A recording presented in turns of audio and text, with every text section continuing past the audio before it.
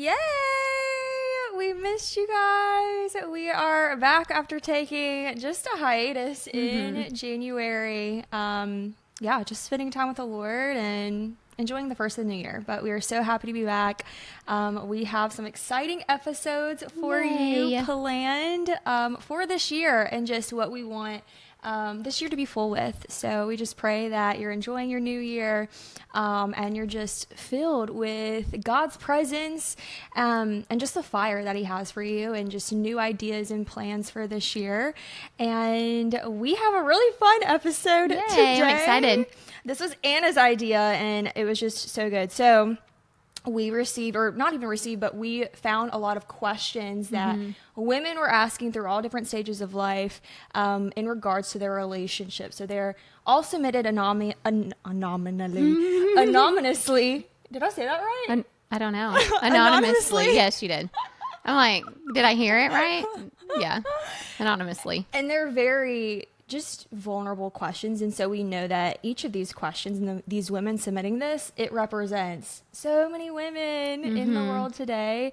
And so, we just think it's going to be such a real episode. So buckle up because there's a lot of stuff in here that we're going to talk about. Might step on a few toes. Yeah. But we need to talk in good about things. it. Yeah. Yeah. Good ways. And, I mean, I totally understand. We understand, like, whenever you're in a relationship and you're seeking real advice, not like probably your friend's advice. Maybe you don't have, like, close friends that you can really be vulnerable and open and share things with, or even trust their advice because they don't have, the results of, the relationship that you want, or even a relationship with God. Yeah. And so, we're coming to answering these questions from a place of, okay, prayerfully, like, as sisters in Christ, what we would say to you if you're sitting right here with us, asking this to us. And I would say too, like, scripturally, like, non-biased, I think really comes from a place of just knowing what's true. So it doesn't always necessarily depend on the situation. I think oftentimes when we cover things by saying, but it depends on the situation. Really walking with the Lord isn't situational. The truth is always the truth. Yeah. So I think coming from a place of that's how we receive godly counsel, right? Is really knowing that we can trust a person's discernment and trust their wisdom. And so, I mean, the situation will waver, but his truth will always stand firm. Yeah. That's our foundation. Praise God that it won't waver, because we'd be even more confused. Okay, I'm gonna let you take this one, lead on this one. I have been divorced from a true narcissist. He was emotionally, mentally, and psychologically abusive. I'm depressed and feel worthless. The ex-husband has a girlfriend, and I can't help but wonder why I was never wanted. I live my life celibate. He doesn't. I'm following Jesus. Why do I feel left out and unloved? Yeah, I said to you before we started, I feel like I wrote that. I'm like, did I put that somewhere and you found it? But I didn't. Definitely been there. The first thing that comes to my spirit when hearing that is to, and again, we say all of this with truth and love, but, really casting out, and we've talked about this, really casting out the spirit of comparison.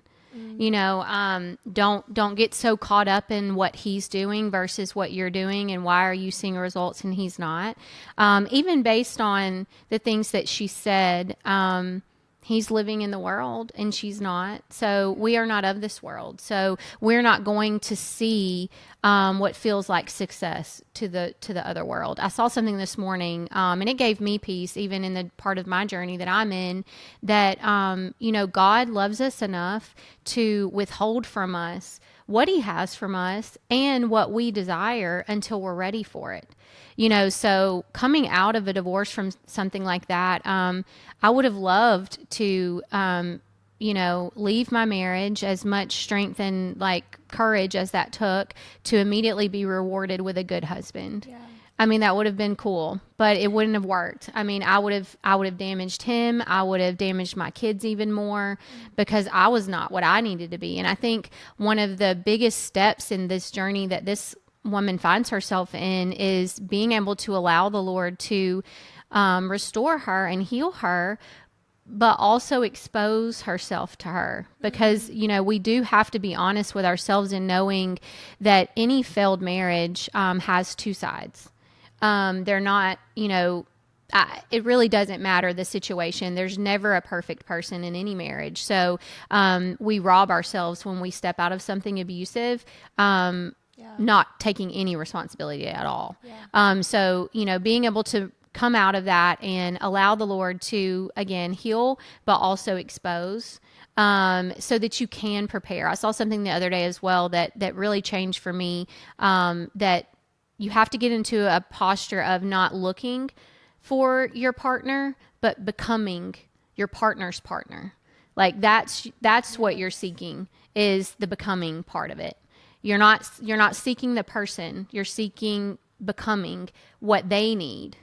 And that's oftentimes when you end up being ready, right? So I think for her, she just needs to focus a little bit more on that. Men tend to, for whatever reason, not all, but men tend to move on a little bit faster from our perspective. For whatever reason, I'm not a man, so I don't really know. But it was the same situation for me. I mean, my ex-husband was, ended up having to sign the divorce papers so he could get married. So it's like, it felt that way for me too, where it felt like, in the moment it felt like, dang, did I miss something? Why is he being rewarded? And, it wasn't until I was truly healed that I was able to not even look at it that way. I don't know that situation. I don't need to know that situation. And, just reminding yourself that obedience is what matters. Your walk is what you're held accountable to and not his, and just kind of resting in that. Yeah. So good. And I love that you can really speak on it personally. Mm-hmm. I think the one thing that I would want to say too is, when you're in a cycle of feeling depressed and worthless, I mean, you really summed it up, like shifting your focus, because thinking about if you're focusing on him and what he's doing versus the becoming and your relationship with the Lord, and understanding that y'all's paths are different and you have no idea what that really looks like. But you can just control yourself and focusing on your relationship with the Lord. But the worthless, one thing, and I love that you're talking about exposing things, because that's what happens when you're in a marriage, is in relationships, things become exposed. And all the time, every single marriage, small group, whatever, anything that we do, it's you're not trying to change the person. And that's not the focus. You're focusing on yourself. Yeah. And that's the best thing that two people can do, is just focusing on how they can be better. And then that enhances a relationship. But one thing that I would even say is that seems like it will be exposed, is the feeling worthless because of what you had walked through. Your worth, just know your worth is not tied to any person. And I speak from personal experience, typically growing up we talked about it in church yesterday, but growing up having to perform or earn love, and your worth being tied to your output or your achievements or something like that, something outside of the Lord and what he says about you, can keep you searching for your worth in so many other things, versus you receiving that from the Lord. So, well, and I would say, even, it sounds kind of funny, but your worth, it's not tied to another person, but it's also not even tied to yourself.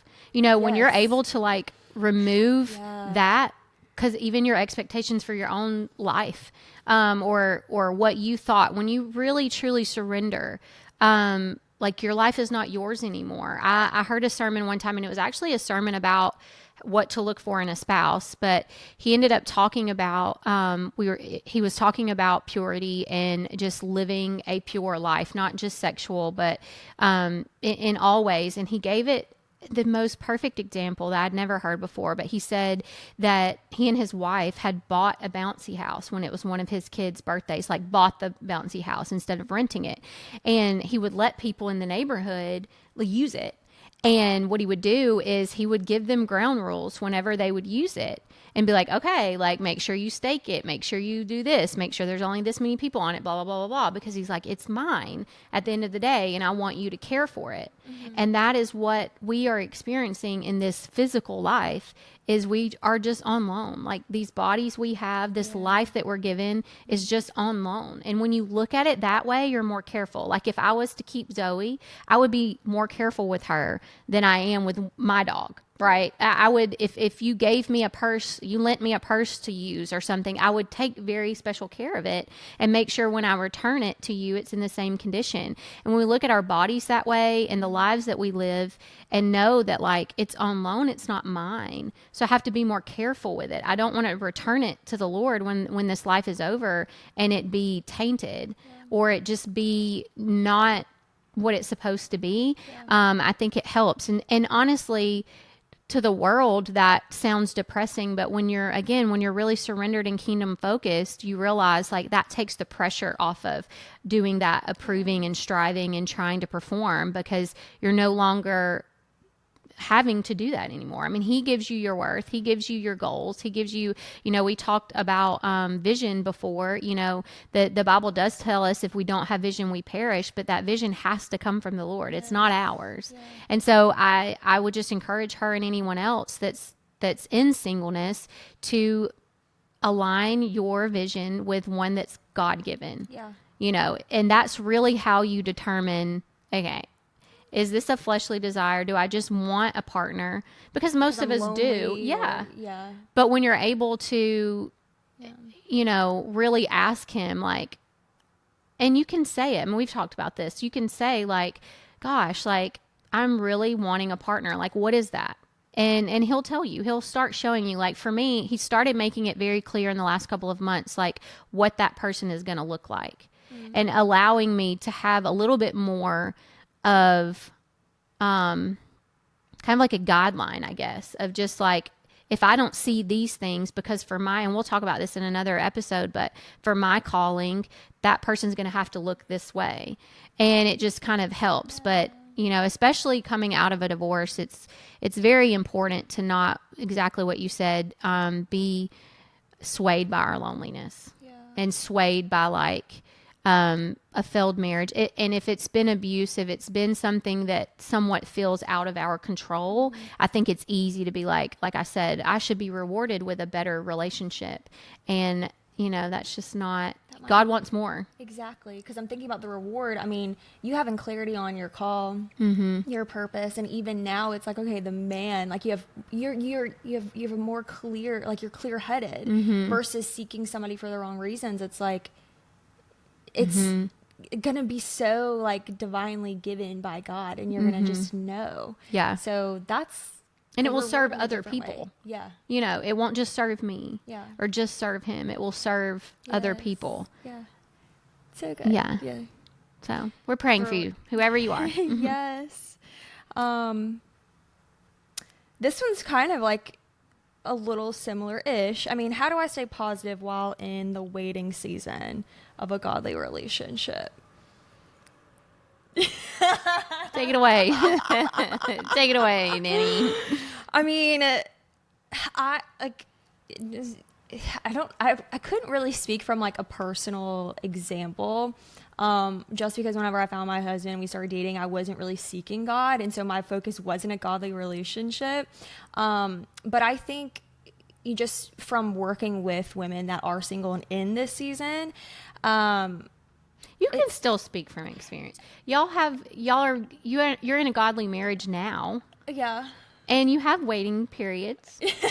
You have waiting periods. Yes, do have waiting periods. So maybe not with a relationship, but it's what you're feeding yourself. Mm-hmm. So I think of like The Gap and the Gain by is it Dan Sullivan or Dan Henry? I forget them. There's two different I think Dan's, but he's a Christian author, and he taught Christian mindset and business author. And he talks about the gap and the gain. When you're living with this gap mindset, you're always measuring from what you don't have yet. And so you see what you want way out here, and you're measuring where you are from what you don't have, versus the gain mindset, which is, okay, how far have you come? So in this, what has the Lord been working on you in? How has he been speaking to you? What has he been revealing to you? How have you been growing? And so I think that, I mean, your perspective, it most of the time is always a thing that we can shift if we're feeling more negative versus positive. Is like, okay, what's your focus? What are you telling yourself?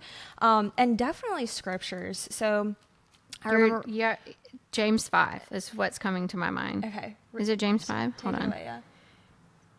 That's so good. The different mindsets. Where's that? When he talks about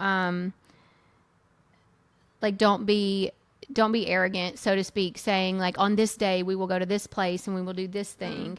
Instead say, Lord willing, we will go forth, but being more in a present mindset.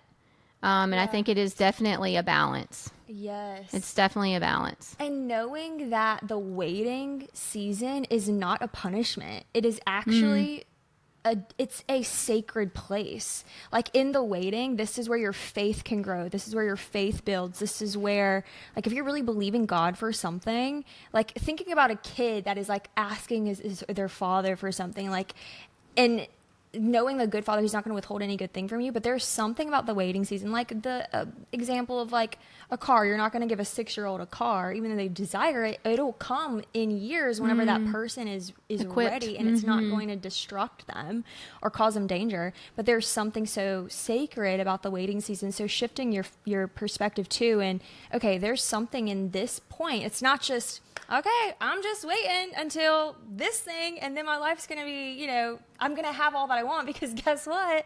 You're not going to feel that way whenever that happens. It's going to be a blessing and everything, but there's something here in the waiting that is so sacred and for you to receive, and that's divine.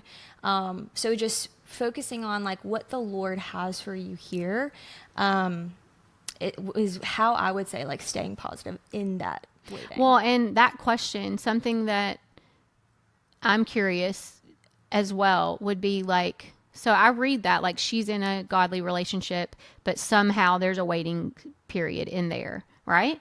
How do I stay positive while in the waiting season? Oh, how do I stay positive? I think while she's in the in waiting one season of a godly relationship. So I don't know what she means by that. Okay, but what I'm curious about is, if in a godly marriage, if you find yourself, because I think as I've just been praying about a future marriage, we've talked about this before, where in both of our past we were completely derailed by someone else's emotions, you know?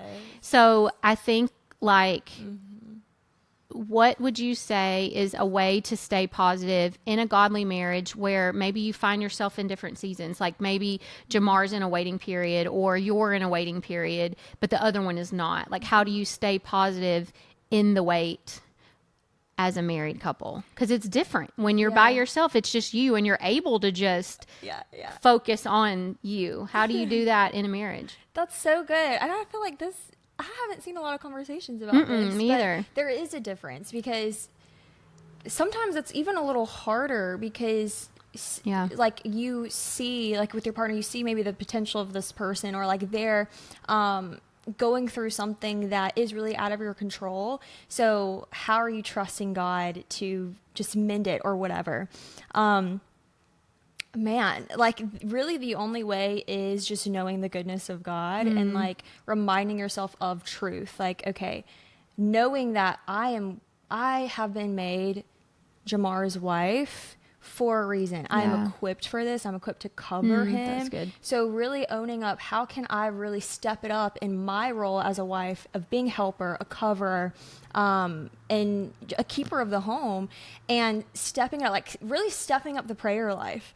And like, I think in those seasons, it actually, it has helped mold me into being more of the wife that Jamar needs in different seasons, and it's helped me grow in my relationship with God, because you're in a waiting season with this person. It's like you have to rely on the Lord, because it is so out of your control, especially being a little bit of a recovering control freak, like, you know, control freak, and it's like, crazy. okay, yeah, like this is the answer's simple. Like, this is what you do, and everything's gonna be fine.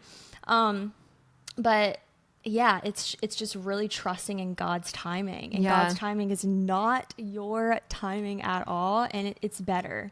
So owning your part in the waiting. Yeah, and I think it's important, even in singleness, and I can imagine in a marriage too. We talk so much about trust, and definitely trust is important. But I do think that trust has been distorted a little bit in the world, where we definitely have to be able to trust our partner. I'm not saying we don't, but our reliance really has to be on the Lord. And like, you trust your partner, of course, but all of your trust goes into him, and knowing, especially once you've entered that covenant, that you're covered.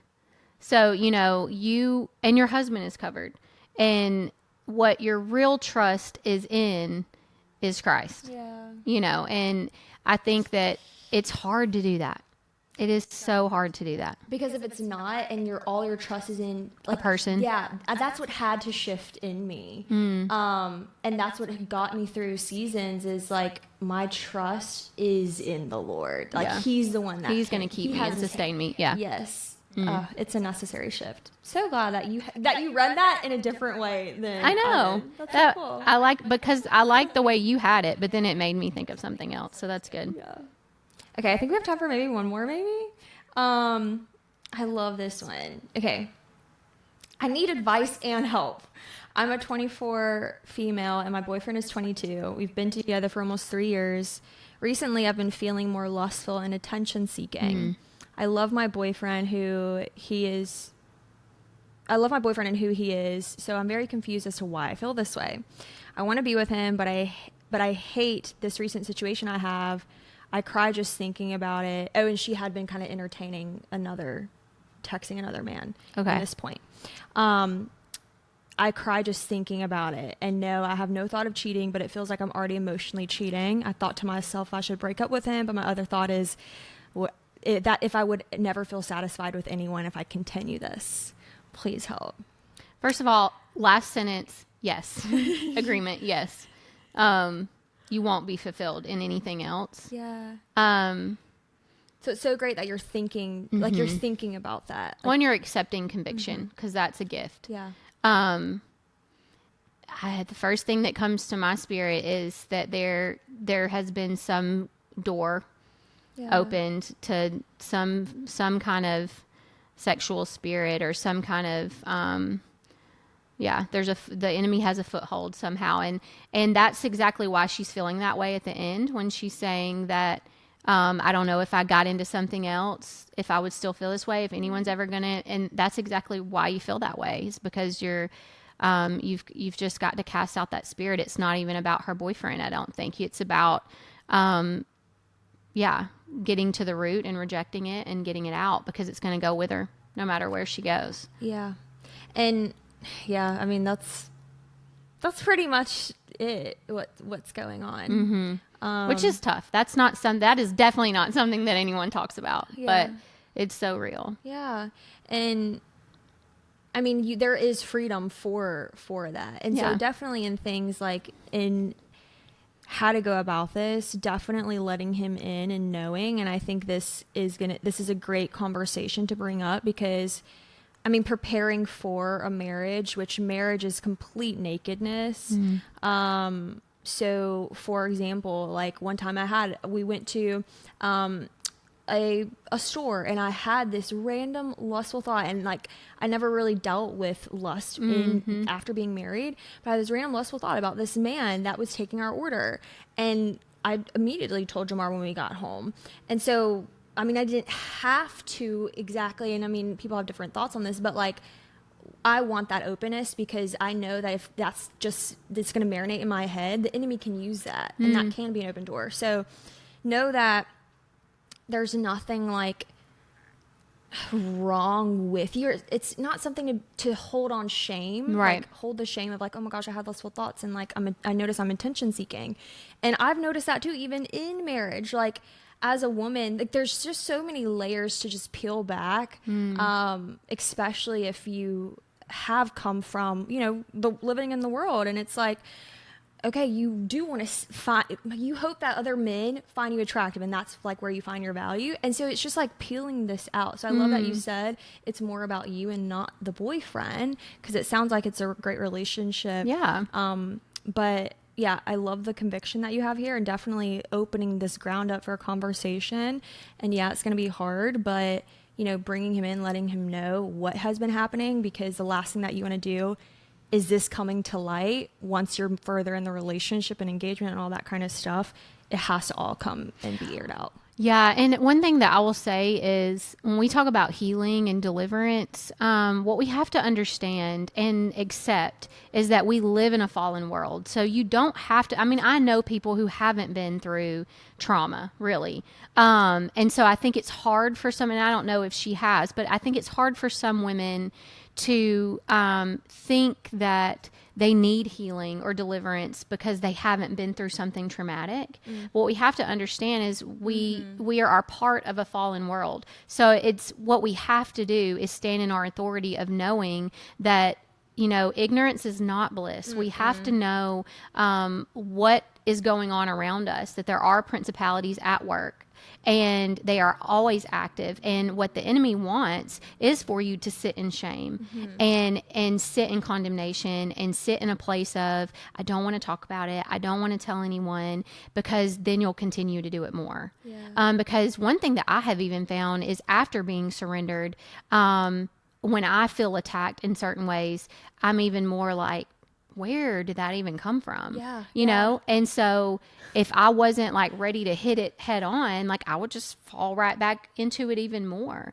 So like for someone that's in a relationship, I agree with you. She needs to address it. And one thing that will do is, it will expose her relationship to her. It will allow her boyfriend to either show up or expose that he's not the person to continue in life with. And that this is something that maybe most people won't tell you, but we've talked about this before. That doesn't have to be a bad thing. Yes. I mean, breaking up in Christian relationships is okay. Like that is everything that dating is about. That's everything that courting is about, is decisions and discernment. So what that does is it either gives us a yes or a no. Yeah. And as soon as you get the no, you part ways and you do it, you know, respectfully. You do it with open communication, and this conversation will be one of those deciding and discerning moments where he can minister to her and he can speak life over her, because a man of God will hear that and will just replace it with truth. He won't look at it as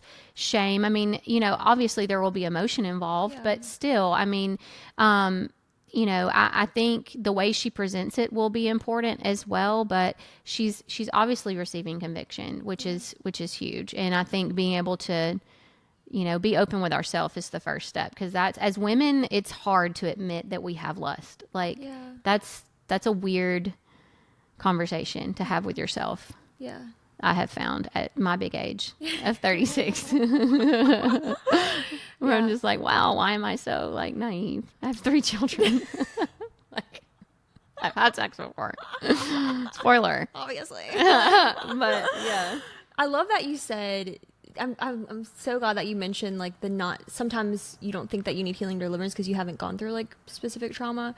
But yeah, I mean, it's just the reality of the world we live in. And so that's why it's so different in being somebody that is of the world, living in the world, and somebody that knows a spiritual aspect of what we're experiencing. Yeah, where we are. Because you can open a door through what you're watching. So what you're listening to, who you're around, and I think there's just so many other things that we just don't even know that can leech onto us. Attach, yeah. And even like maybe this is the first time that you're experiencing that there's something as generational trauma. So maybe, you know, somebody in generations before you really struggled with something like pornography or whatever. And it's just something that you just have to release. And it doesn't have to be like a hard thing at all. Like God makes it so like simple to receive it, and it is like a daily walk out. But yeah, so good. And this is something that we actually like help women walk through is like freedom and deliverance with the Heal Her Sisterhood. And we'll leave like link in the description below if you want to look more into that and like healing and finding deliverance with the community. But yeah, there's definitely hope, and this is not the end. And I would say, and the encouragement there is your obedience. I mean, James 5 tells us to share our sin one to another, and that's one of the steps of freedom. So finding that community, opening it up, she'll find so much more healing. Talking, you can speak to that. I've really never had a relationship where my partner and I were open with our sin. I've never had that. So you know, there will be more freedom and healing for her when she does that. Yes. And that's what's so encouraging about knowing the Lord, is that every step of obedience is immediately rewarded with something, peace, comfort, whatever it is. It is. Amen. He's good. He is so good. We have some others, but this was just so good. We'll wrap it up here. Yeah, we're at 30. Okay. Yes. So we just pray that these answers, that there was something that you took away from this and you can apply it to your specific situation.